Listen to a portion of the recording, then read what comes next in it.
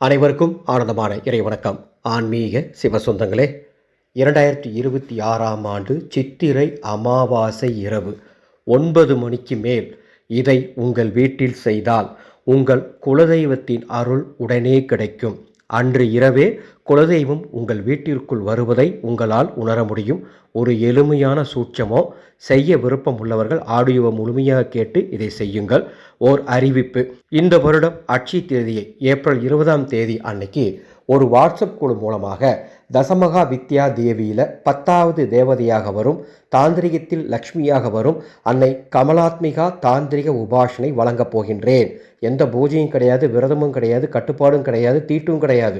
நான் சொல்லித்தர 11 தாந்திரிகத்தை நீங்கள் கடைபிடிச்சிங்கன்னா நீங்கள் கோடீஸ்வராவதை யாராலும் தடுக்க முடியாது. அந்த அன்னைக்கு உங்களுக்கு மகாலட்சுமி தீட்சையும் தரப்போகிறேன். விருப்பமுள்ளோர் மேலே உள்ள வாட்ஸ்அப் எனக்கு அட்சய திருதின்னு ஒரு மெசேஜ் அனுப்புங்க. அந்த குழுவின் பதிவு கட்டண விவரங்கள் தருகின்றேன். சித்திரை மாத அமாவாசை 2026ஆம் ஆண்டு எப்பொழுது வருகின்றது? 16/4/2026 அந்த அன்னைக்கு மாலை 7:32க்கு அமாவாசை தேதி தொடங்கி 17/4/2026 மாலை 5:47 வரை அமாவாசை திதி இருக்கின்றது.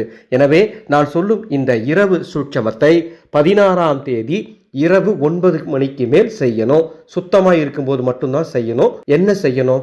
9 மணிக்கு மேலே ஒரு சிறிய தட்டில் பச்சரிசி பரப்பி அதன் நடுவே ஒரு எலுமிச்சம்பழம் வைக்கணும். அந்த எலுமிச்சம்பழத்துக்கு மேலே குங்கும திலகம் வச்சுட்டு அதை பூஜை அறையிலையோ அல்லது ஹால்லையோ ஏதாவது ஒரு இடத்துல வச்சுட்டு அதுக்கு முன்பாக அமருங்கள். விளக்கு ஏற்ற வாய்ப்பு இருக்கிறவங்க விளக்கு ஏற்றிக்கோங்க. விளக்கு ஏற்ற வாய்ப்பு இல்லாதவங்க பரவாயில்ல, அந்த தட்டு முன்னால் வடக்கு திசை நோக்கி அமர்ந்து ஓம் குலதேவதாயை நமக, ஓம் குலதேவதாயை நமக, ஓம் குலதேவதாயை நமக. நான் கீழே டிஸ்கிரிப்ஷன் பாக்ஸில் இந்த மந்திரத்தை டைப் பண்ணி கொடுக்குறேன். 27 முறை சொல்லணும். மனசுக்குள்ளேயே அந்த எலுமிச்சம்பழத்தை பார்த்துக்கிட்டே சொல்லணும். முதுகுத்தண்டு நேராக இருக்கணும். அவ்வாறு சொல்லி முடிச்சுட்டு முழு பக்தியோட கண்களை மூடி உங்கள் குலதெய்வத்தை மனசுக்குள்ளே நினச்சிக்கோங்க. மனசுக்குள்ளே நினச்சிக்கிட்டு உங்களது பிரார்த்தனையை சொல்லுங்கள். குலதெய்வம் எனது வீடு தேடி வர வேண்டும், குலதெய்வம் எங்களுக்கு அருளை வாரி வழங்க வேண்டும் அப்படின்னு முழு பக்தியோட பிரார்த்தனையை சொல்லிட்டு எழுந்து அந்த தட்டை 3 முறை வலம் வந்துட்டு அப்படியே எடுத்து ஏதாவது ஒரு இடத்துல வச்சிருங்க. எதுவும் பண்ண வேண்டாம். நீங்கள் போய் உறக்கத்துக்கு போகலாம். மறுநாள் அந்த எலுமிச்சம்பழத்தை எடுத்து அறுத்து ஜூஸ் போட்டு வீட்டில் இருக்க அத்தனை பேருக்கு கொடுத்துருங்க, சர்க்கரை சேர்க்காமல். 16ஆம் தேதி இரவே நிச்சயம் குலதெய்வம் உங்கள் வீட்டுக்குள் இருப்பதை உங்களால் ஏதாவது ஒரு அறிகுறியின் மூலமாக உணர முடியும் அல்லது கனவுகளின் மூலமாக உணர முடியும். குலதெய்வத்தின் அருள் வேண்டுவோர் இந்த சூட்சமத்தை செய்து பயன்பெறுமாறு அன்போடு கேட்டுக்கிறேன். உங்களுக்கு தெரிஞ்சவங்களுக்கு இந்த ஆடியோ பகிர்ந்துக்கோங்க. அந்த பச்சரிசி எடுத்து நீங்கள் பயன்படுத்திக்கலாம். எலுமிச்சம்பழத்தை ஜூஸ் போட்டு குடிச்சிருங்க. இது போன்று உங்களுக்கு தேவையான ஆன்மீக தகவலை தொடர்ந்து தெரிந்து கொள்ள நமது சேனலை சப்ஸ்கிரைப் பண்ணிக்கோங்க. உங்கள் குலதெய்வத்தின் அருள் உங்கள் குடும்பத்துக்கு இல்லாமல் இருக்கா? உங்கள் குலதெய்வத்தை கட்டிட்டாங்களா? குலதெய்வத்துடைய சாபம் இருக்கா? குலதெய்வம் வீட்டுக்குள்ளே வராமல் வெளியே இருக்குதுன்னு சொல்லி கேள்விப்படுறீங்களா? கவலைப்படாதீங்க. இதோ உங்களுக்காக மே 16ஆம் தேதி எனது குருநாதரின் ஜெயந்தி விழாவை முன்னிட்டு அதர்வன வேத முறைப்படி குலதெய்வ பூரண கும்பம் கட்டித்தரப்போகின்றேன்.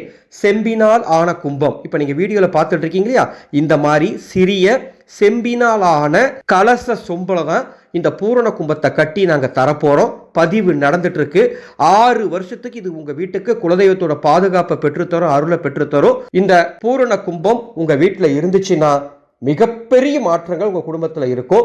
இந்த பூரண கும்பம் உங்கள் குடும்பத்துக்கு வேணும்னா மேலே உள்ள வாட்ஸ்அப் எண்ணுக்கு தொடர்பு கொள்ளுங்க. குலதெய்வ பூரண கும்பத்தினுடைய பதிவு விவரங்கள் தருகின்றேன். ஆனந்த மலரட்டும், ஆனந்த ஒளி பரவட்டும்.